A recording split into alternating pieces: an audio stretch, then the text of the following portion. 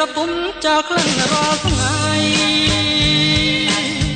បងមាននិស្ស័យត្រឹមតែទង់ព្រួយ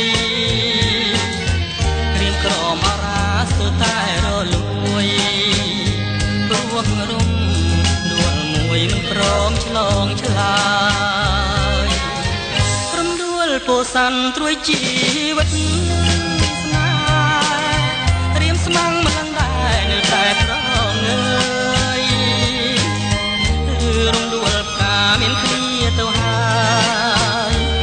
សូមឆ្លើយឲ្យបងអរក្តីសង្ស័យខ្ញុំសូមសច្ចាប្រាថ្នាតែនាងអ្នកតាខ្លាំងមឿងជួយចាំសូមដីគ្រប់ជាតបទៅនៅតែអាឡ័យហ៊ានខ្សាយបើមិនបានស្រីជាគូ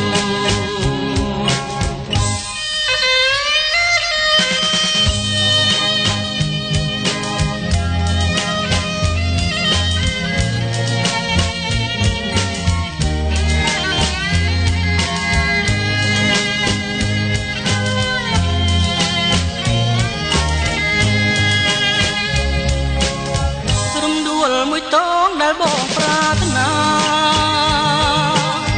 តាំងចិត្តរចនាឈ្មោះថាតុងហា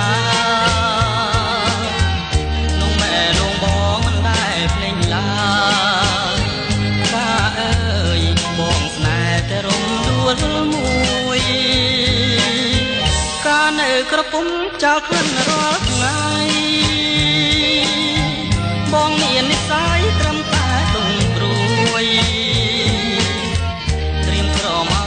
ស្ទើរតែរលួយព្រោះរំ